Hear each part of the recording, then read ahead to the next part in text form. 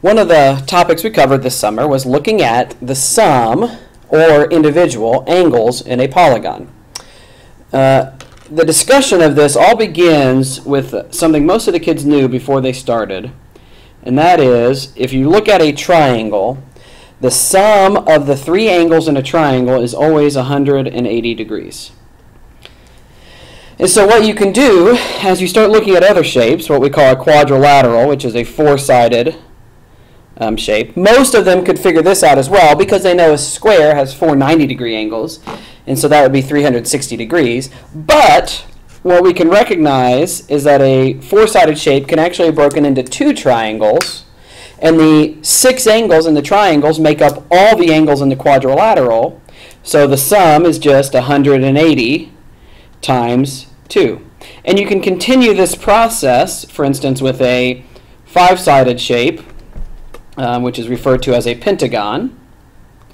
And you draw in one and then another, and you get three triangles. Again, those three angles in all three triangles, those 9 total angles, make up all the angles in the pentagon, so there's 180 times 3. And so there's this nice pattern that's developed, and that is that the sum of the angles in a polygon is always going to be 180 times n minus 2, where n minus 2, n is the number of sides.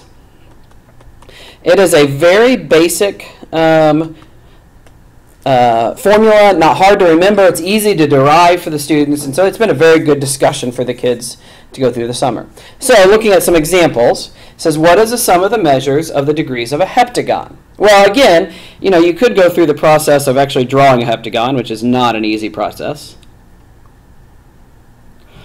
Trying to figure out how to draw something with 7 sides. And you could go through and, doing what I just did, draw in these triangles and recognize that there are 1, 2, 3, 4, 5 triangles. And so the answer is going to be 5 times 180.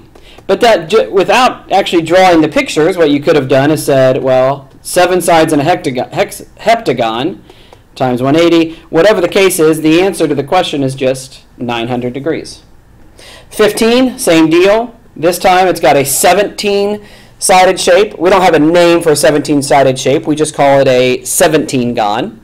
Instead of replace poly with 17. I mean, you could call that for any shape, 4gon, 5gon, but we do use the those prefixes up till dodecagon, which is 12. But once you get into the bigger numbers, we just say 17gon. So it's just going to be 17 minus 2 times 180, which equals 15 times 180, and 15 times 180 is 2700. So the number of degrees and all the angles of a polygon of 17 sides is just 2700. The last one is, what is the sum? It shouldn't say sum, it should say what is one angle. Sorry about the mistake there. What is one of the angles in a regular octagon? And I noted for the students, just in case they didn't know, regular means that each angle has the exact same measure. It also means each side is the same length, but we don't have to worry about sides when you're talking about angles. So the first thing you do is say, well, what's the sum? Well, the sum is just going to be 8 minus 2 times 180. And when you do 8 minus 2 times 180, it's just 6 times 180, which is 1080. But if each of the 8 angles are the same, to find out what one of them is, it's equivalent to just divide that 1080 by 8, and you get 135 degrees. So in a stop sign, if a stop sign is done well, a stop sign usually is in the shape of a regular octagon.